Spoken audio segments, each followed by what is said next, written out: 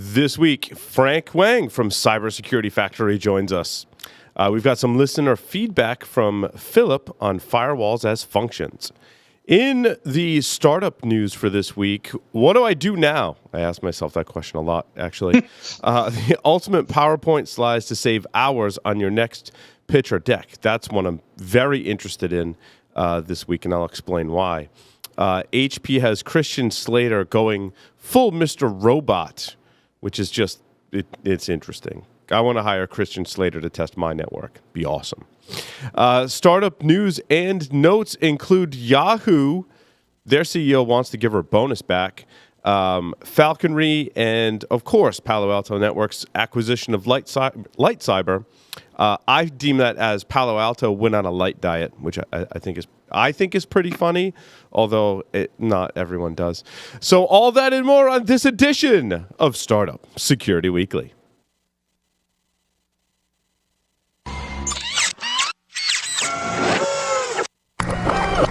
This is a Security Weekly production.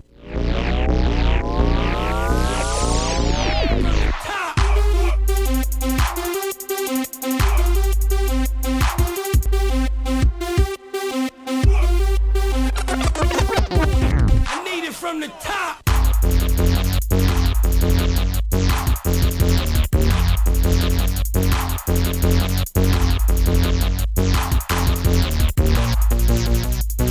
Brought to you by Logarithm's Netmon Freemium delivers real-time network visibility to quickly identify emerging threats in your IT environment. Netmon Freemium is a free commercial-grade network forensics and traffic analytics solution. You can use Netmon Freemium's powerful capabilities to search against all observed network traffic, identify abnormal traffic patterns and application usage, and quickly analyze full packet captures. Take the first step towards real-time network visibility. Visit logarithm.com/freemium to learn more and download it today. Gain control of cyber risk with Tenable.io, the first vulnerability management platform built for today's elastic assets like cloud, containers, and web apps. Discover a fresh, asset-based approach that prioritizes vulnerabilities while seamlessly integrating into your environment. And improve ROI with the first elastic licensing approach based on assets, not IP addresses. Tenable.io delivers the data and context you need to secure your elastic attack surface. Start your free Tenable.io trial today by visiting Tenable.io. Welcome, everyone, to this edition of Startup Security Weekly. I'm your host, Paul Asadorian. It is, in fact, is it March 3rd? I didn't put this in my notes. 3-3. It is 3-3. March 3rd, 3-3. 3-3-17 in the house. Mr. Michael Santarcangelo is on the lines via Skype from the beach. Welcome, Michael. Thank you. We're, of course, broadcasting live from G-Unit Studios in Rhode Island, where it feels like winter today. You know, I got to tell you what, if we've had a week of 80 degrees and I opened up the door this morning and went, well, it feels more like 40. So I felt for a brief moment like I may have been in G-Unit Studios. And, promptly retreated back because it feels safer that way. There you go. There you go. Before we introduce our guest for today's show, a couple of quick announcements. The 10th anniversary edition of Source Boston is going to be held this April, including training sessions on April 24th through the 25th, and conference talks on the 26th and the 27th, featuring awesome speakers from the security community. Events will take place in Boston at the Courtyard Marriott downtown, and Security Weekly listeners get a $100 discount on either the training or conference passes, I should say. When they use the code Security Weekly, visit sourceconference.com for more information. And InfoSec World is happening in 2017, in April as well, on the 3rd through the 5th at the Omni Orlando Resort, Champions Gate in Orlando, Florida. Michael Santarcangelo and myself will both be there doing stuff like presenting and workshops and stuff. If you're a Security Weekly listener, you get 10% off the conference or World Pass using the code OS17-SW. You can hear talks and workshops from Michael or myself or some other characters like that character Kevin Johnson and that character Rich Mogul. And then there's Cory Doctorow, who's probably smarter than all of us put together and then some. So you should go to this conference to hear all those people speak as well. You can find out more at infosecworld.misty.com. That's going to be fun, Michael. It's getting closer, too. It's about a month away. Well, and I'll tell you what, I was just talking with KT, who was on Security Weekly with us a couple weeks ago, this week about the Leadership Summit. So right before the conference on April 2nd is the Leadership Summit. And that's my main responsibility. We're doing a panel, and I'm actually doing some private coaching while we're there that KT is making available to different people. So if you're interested in that, reach out to her. I want private coaching from you, Michael. You got it. I will make sure you get private coaching. You're on the list, pal. You're it has good. to be. It has to be at a place that serves alcohol, though. That's my only requirement. I think that's probably some good. I mean, you want straight talk. If you have too much, you get slurred talk. But right up to that, inhibition's gone. It's gonna go right. But I'll tell you what, we're looking at what's neat about this, and KT has really been great to work with on this. We've put together something that's not just hey, we're getting a bunch of CISOs together and we're going to talk. We've got some exercises. We're going to talk about entrepreneurship. We're going to talk about startup mindset and mentality, but we're going to do some exercises. And the idea is that it's going to help you lead and communicate better, even if you're not a startup, in your job today. And so I'm really excited about that. So I'm actually going to be in Orlando on Saturday. And then I'll be there all the way through the closing bell. And I think you and I are going to try to get together with David Conrad while we're there too, right? And sorry, talk a little bit more. I was doing some exercises in prep, getting ready in prep for your leadership summit. There you go. Sorry. You're getting stretched out. I love it. Yeah, that's perfect. I'm ready now. So no, it's exciting. It's gonna be fun, and we're gonna be together, and we're gonna get a chance to meet people. So if you're gonna be there, look us up. I mean, it's always trouble. There's a reason why I think Michael and I do this from different locations and only see each other at specific conferences, because we get in trouble.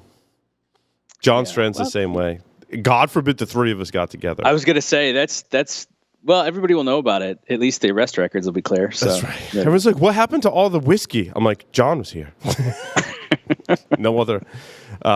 So why don't you introduce our special guest for today? Yeah. So so Frank Wang is joining us today, and so this is great. If you guys remember, and this is, I don't know, a couple months ago, I tweeted out something about the Cybersecurity Factory, and I was like, man, this looks interesting.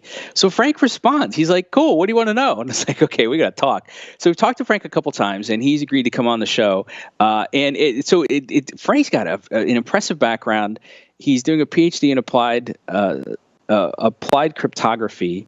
He's been around the industry a lot. He's doing startup stuff. He's working with venture capitalists. I mean, this is what I wish I was able to do back when I was in college. So Frank, soon, maybe one day, Dr. Frank, welcome to the program. We're excited you're here.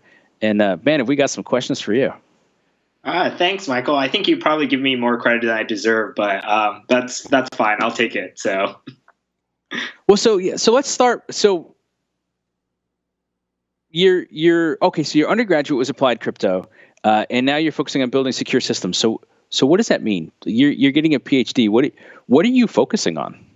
Yeah, so I think usually when kind of I advertise it, it's about building kind of practical secure systems. So the idea is that we have a lot of these like systems that have a lot of data. There's a lot of users. So how do we actually integrate security in a way that's non-intrusive? And what I'm specifically doing for my PhD is we now know that systems get hacked, things get leaked, data gets leaked. So how do we kind of like harden these systems so that even when hacks happen, we actually leak the least amount of information? And so the way we do this most commonly, or what's industry accepted, is to use cryptography. But the problem is cryptography is like wildly inefficient just out of the box because a lot of it's very mathematical, it's theoretical. And so the question is, how do we actually build practical systems that use cryptography more efficiently?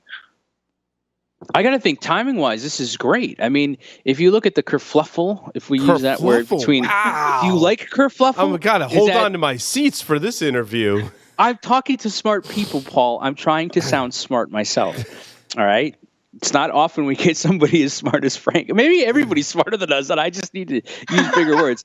But if you look at what happened with Apple and the FBI, I mean, have you found in your work that that's put a bigger spotlight then on crypto? And it sounds like you're driving towards a little bit of usability, because I would say crypto's great, except for, man, if you tried using it, and that's for 20 years we've struggled with that.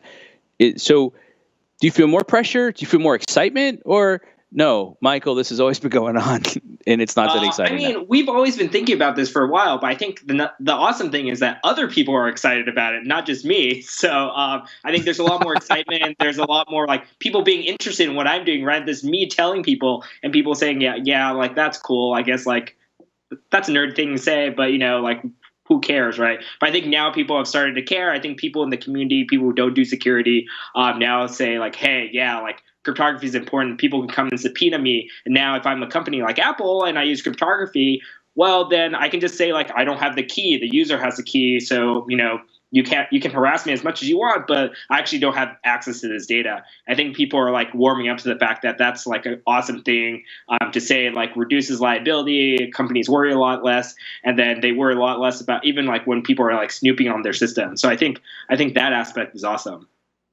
Yeah, we see that a lot because we on this program naturally we talk a lot about cloud and we talk about cloud services and SAS and that type of stuff. And if and we've all been doing this long enough that if you go back even a couple years and you'd say like, well, are you encrypting the data? They'd be like, no. Or they'd say, yeah. You say, cool. Well, can I control the key? No. Now, almost everything is like, yep, you have the key. You control it. I don't see it. I don't need it. I don't need to be part of it. So I think that's a trend that we're heading toward. So that by itself is interesting, but we're here to talk about startups. And so what I'm curious then is, not only are you doing that, you're a member of Rough Draft Ventures, and you guys run this Cybersecurity Factory. So although I'm partly interested in how does that happen, tell us about what Rough Draft Ventures is. Yeah, so Rough Draft Ventures is a student-run initiative run by a large venture firm called General Catalyst. They're in deals like Airbnb and Snapchat. And so their idea is that they want to get in on companies started by students very early, kind of like when they have their very initial product, before they even have users or maybe a few users. And the idea is we want to be kind of the first venture support mechanism. We want to be the first check that's cut. And we want to be the first resources that they use to kind of like bootstrap their company and get it off the ground. And so it's just a group of students who are very excited about startups. We get together, find student startups that need some extra support, and try to find the best way to support them. But it's interesting then. So as a student, it's not so much that you have a startup and you're using this to get funding. It's that you're a student who's helping other students with startup ideas do better and get connected to the world of funding. Am I saying that right? Yeah, I think that's absolutely true. I think the problem with like most students is that when you're kind of like in like a university like MIT or Harvard, a lot of times you get caught up with classes, you kind of get caught up with like your activities. If you want to do a startup, a lot of it's about relationships, networks, getting involved in the industry. And so kind of like how do you branch out outside kind of your school bubble and kind of like go out and just like find more users outside of your school, kind of connect to the right people in industry with experience that can help you out. And kind of like those are the things we're trying to help with Rough Draft Ventures. So you're kind of like Ehrlich on Silicon Valley. You're like, yeah, come like hang out at my house. Like I'll only take like 5 or 10% of your company, and we'll totally like help each other. I mean, I guess so. You can look at it like that, but I mean, we don't take 5 to 10%, but right. Wow, we do like kind of like hang out with these founders, and we try to make these connections. I think usually, I mean, I guess his company turned out pretty well in Silicon Valley, so we're trying to do the same. So, from a General Catalyst perspective, one of the things we've looked at too is people tend to be good investing at what they're good at. So you've got angel investors, you've got people that like the risk of the seed rounds, but then when you get to Series A, Series B, and beyond, there's a different discipline that goes to it. It almost sounds like this has created a way to filter out opportunities, get in early with limited money, but it almost sounds too like it's not taking up a lot of the resources and the attention of General Catalyst. They've actually said, hey, who's in a good position to do this? Other students. Let's let them take a look at it.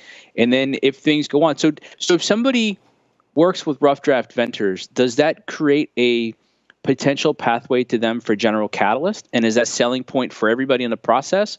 Or is this really much more just disconnected? Somebody wanted to do something and give back. Yeah, so I think there's a little bit of both. I think when Peter Boyce started this 3 or 4 years ago, his idea was that there were just not enough resources on campuses to help startups. I think that was a very simple premise. Like student founders don't have enough resources. They don't have kind of like the capital to even just buy a laptop, right? And so his idea was like, we just need to give a little bit of capital, create a community around students who can help each other, and kind of like a place where kind of like students can just share advice and kind of have connected resources. I think that was kind of the very initial premise. And I mean, I think it would be dishonest to say that, there are no companies that from Rough Draft that have gotten General Catalyst funding. I think 1 out of every 8 companies that gets Rough Draft funding ends up getting some form of General Catalyst money. That's a pretty good percentage. Yeah, that's not a pretty shabby. Good percentage. I think like when it comes down to it, I think General Catalyst wants to develop relationships with founders very early in their career. And I think a lot of venture firms kind of are very focused on that and like kind of developing relationships with early stage founders or founders very early on in their career. Because, if this startup doesn't work out, they're probably going to end up doing something else more awesome. And kind of like being able to create that relationship early is like extremely important. So Rough Draft Ventures, because we're going to talk about Cybersecurity Factory, but Rough Draft Ventures is not cybersecurity focused, right? You're basically on, and it's not, or you're not just on MIT. So do you support other colleges in Boston? Yeah, so we support universities, any university. So we have just the basic kind of like high level requirement that you have to feel like a student team. You have to have like mostly student founders. We're actually out in New York and in Boston, and we support kind of mostly universities out of those 2 large metropolitan areas. Okay. So then tell us about Cybersecurity Factory. Yeah, so Cybersecurity Factory is just a summer program I run with Highland Capital. It's a 10-week program.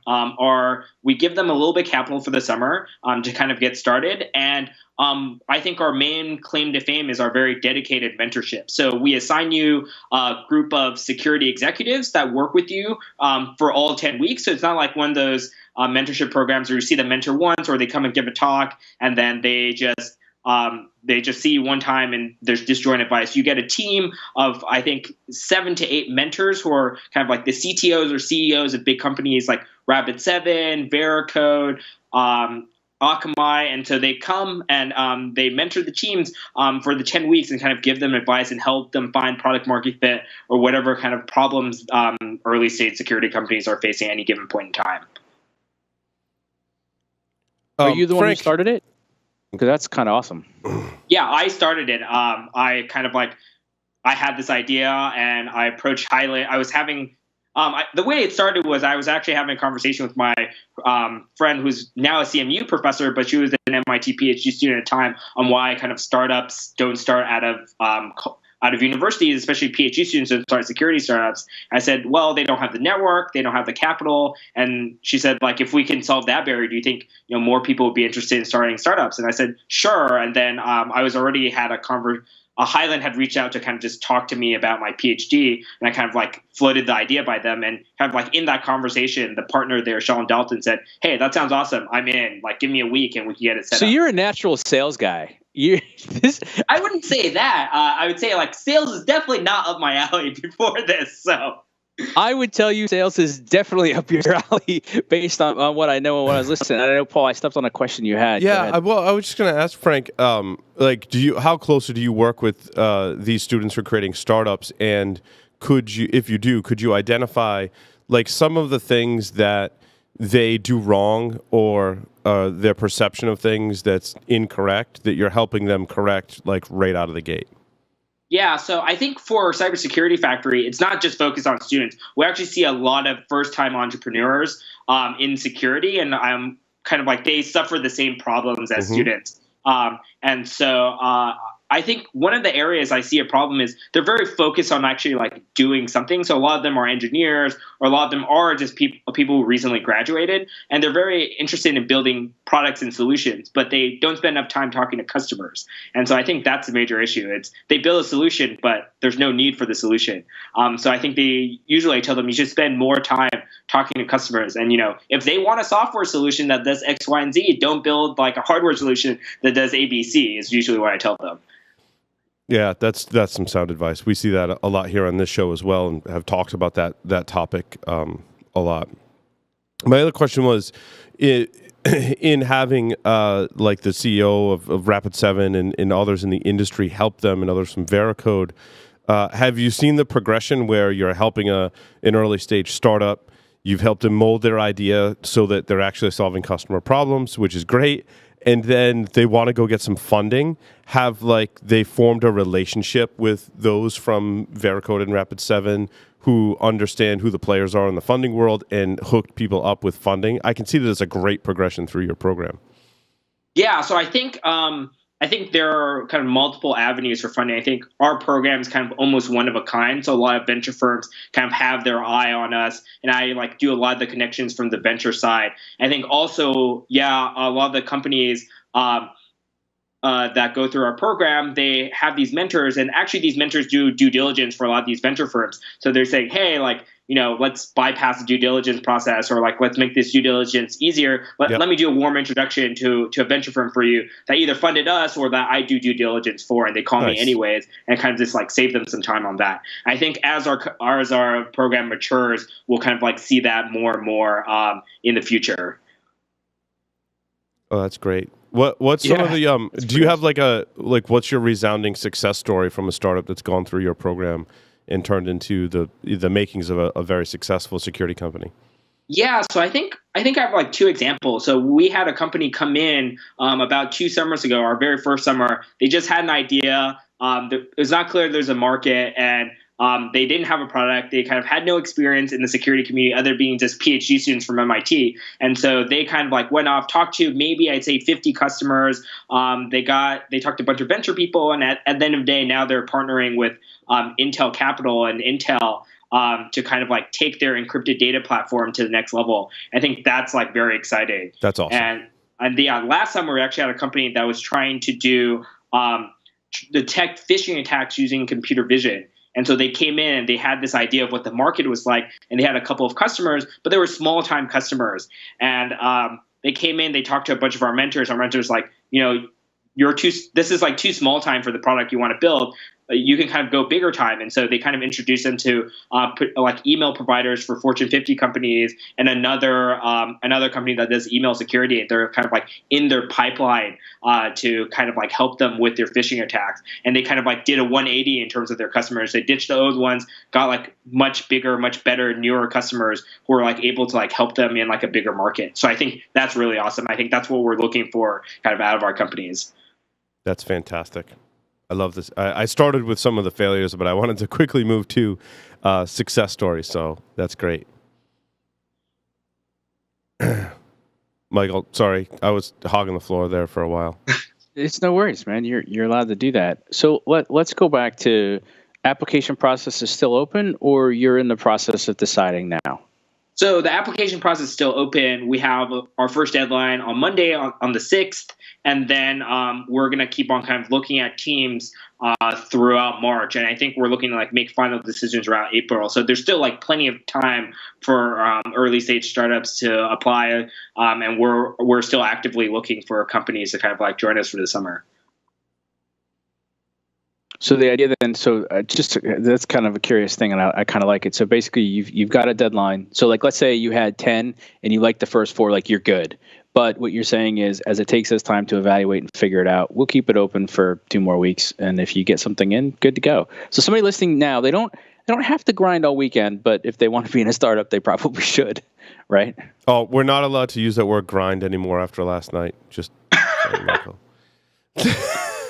I'm gonna have to go watch the tape on that one. You just I just had flashbacks to last night, and at one point I just stopped talking and pressed my drink against my head, and it was out of control.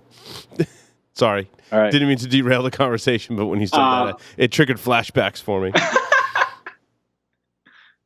I'm there for you, man. So Frank, how do the startups work with each other? Are they very open to working with each other? And how much is that in and of itself just to help, let alone being hooked up with CEOs and VC firms?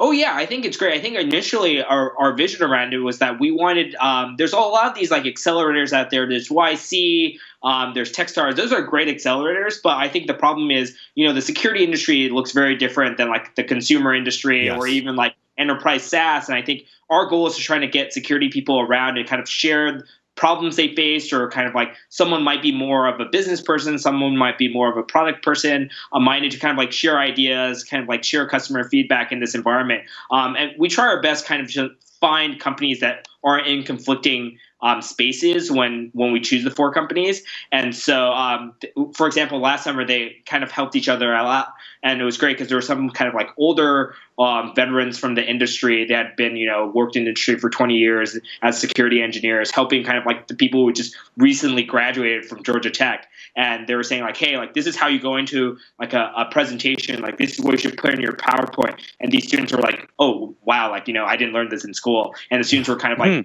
like showing their enthusiasm and kind of sending kind of a lot of the energy back to kind of a more jaded like an industry veteran. So that's awesome. So we do see a lot of them kind of working together. They get coffee with each other. I try to keep it organic. I don't try to force anyone upon each other. But I think like they kind of share a lot of notes. They kind of like say like, hey, I met this customer, was a bad fit for me, but would be a great fit for you. Nice. You should definitely like reach out for them. And so I think the point of it is like we want to build a community around it because we think there's plenty of market, there's plenty of people. Like why not help each other? And we're trying to create that dedicated space. Do you provide resources to these startups in terms of like even recommendations for like, hey, development methodologies or business process or communication? Is there any like formal structure around that, or is it more just like a community thing, as you said earlier? Yeah, so it's more a community. I think like the resources we provide just in general is we take like a very venture approach because we're essentially venture run or venture backed, our program with Highland. And so our idea is like we want to be, we want kind of like teams to run their companies, and we're there just to support them at a very high level. So we kind of like leave a lot of their interactions with mentors up to them, and we kind of provide high level like but very targeted advice. Like we probably provide a couple of levels deeper advice than like a venture firm that doesn't do any security investing. It's just general like enterprise investing, for example. And so we're able to say like, here are some markets we've looked at. Here's kind of like our thoughts around it. Here are some questions we have. Like it would be great if you had these answers. Like other venture firms might ask this, or customers might ask this. So we take more of an analytical approach to when we kind of spend time with companies. Like they come to us and say like, we talked to a customer, they said X, like what do they really mean? Can you like help me kind of like work through this and like take a step back and like think about high level, like what does this mean for a company? So when are you going to start working on your startup, Frank? I was going to say, I mean, you got a background in crypto. You understand the role. It's a hot topic. You've been working with startups and venture. How much longer till you graduate? I have about a year. I'm looking at graduating in 2018. And so, I mean, my next step would be mostly hitting the academic professor job market. I think from there, I think you see a lot of professors doing startups. So probably the next like 2 or 3 years, you might see me like start thinking more about startup ideas.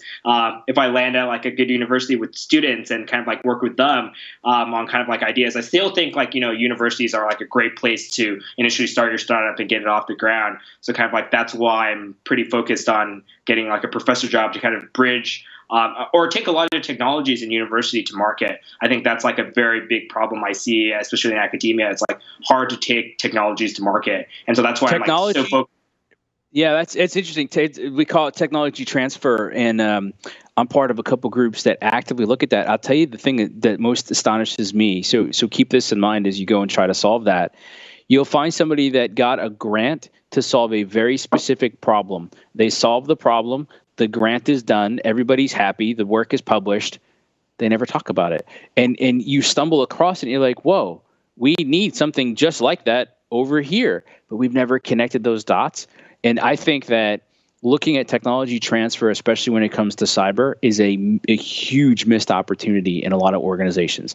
The other thing is, because a lot of the funding is grant and it's focused on very specific problems, we don't always look at the applicability of it. So it's solved theoretically. The challenge is always how we apply it. But it sounds like, I mean, again, your startup background on that's fascinating. I mean, I think it's a good strategy. I also wouldn't be surprised if you've got to fend off some offers for people to come get you to just work with them sooner. Yeah, I mean, I think this is like the general problem, just like what you've described is I think another problem is like there's this like academic and academia and industry relationships. Like there are very few professors who kind of like put themselves out there and say like, hey, I want to connect with venture capitalists. I want to connect with kind of like the startup community to kind of like think through, like I have an idea, like keep it in the back of my mind, like could this be a technology that we see in industry, kind of like have that interaction. I think when you have those connections, like the talent is in the universities, like these students can go off and, get started with like very little overhead. And I think, yeah, that's something we should definitely think about more. And I'm like trying to, spend more time thinking about that. I wouldn't be surprised, Frank, if you're back sooner than 2 or 3 years and Michael and I are talking to you about your awesome startup. Yeah. We'll be older. We'll both be balder. You'll be older and balder, and more curmudgeon-y and all that kind of stuff. Fishing ideas. I got to tell you though, like even listening to you now, I mean, what I'm impressed with about you and about this program is that you're saying, okay, we need ways to keep connecting all these different things together. And so, even though you were very polite about downplaying your sales ability, I think it's fantastic. So, if you end up going that route of being a professor, keeping one eye on technology transfer, which if you haven't played with that yet, you'll love it, or you probably won't. But then also working with the startups and working with the venture world and everything else. I mean, think about the role you'll play, even if it's not for your own startup, but just kind of shepherding all those things together, dude. Remember us when you make it famous. So that's great. So people are starting to apply for the program now. I think we've solved your future issues. Let's talk briefly then. What gets you excited? So you're right. You're in a hotbed of activity.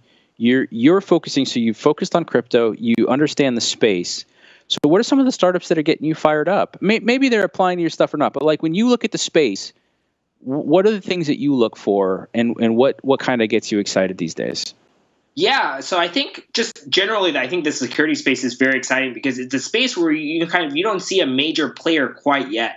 And I think, for example, you don't see a Google in security, you don't see a Facebook, you don't see kind of like name your big company that's like dominating that space, or like you don't see like an Amazon there. And so I think the space is like very new. And I think companies have recently just started to think about their IT needs or their IT security needs, and they really need to kind of be serious about them. And I think this really recently started where, in 2014, all these big corporations got hacked that we thought were kind of indestructible, or like, security was an issue for them. But it turns out like everyone's vulnerable, especially large corporations. And then I think these like mid-market enterprises in kind of like the Fortune 1000 or Fortune 5000 are starting to say like, hey, we have like a lot of important customer data. We don't want to fail because people aren't buying from us anymore because they think, we can't handle our data. And so I think I'm very excited about kind of just this idea of managed services in security where, you have an IT team.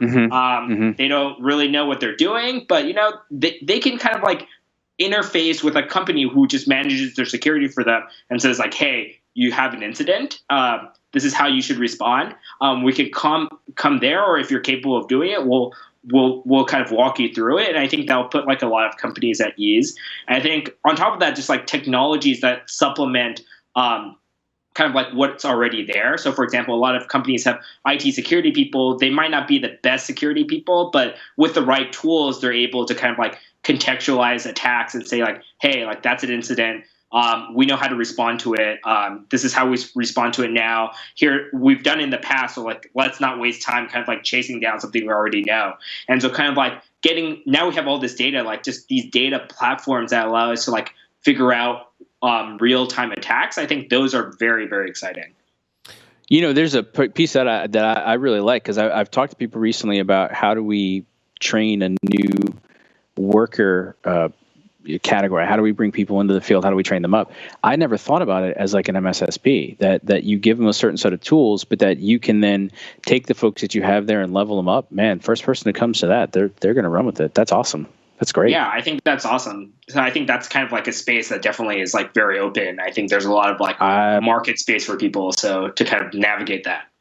I'm with you 100%. Paul, other questions?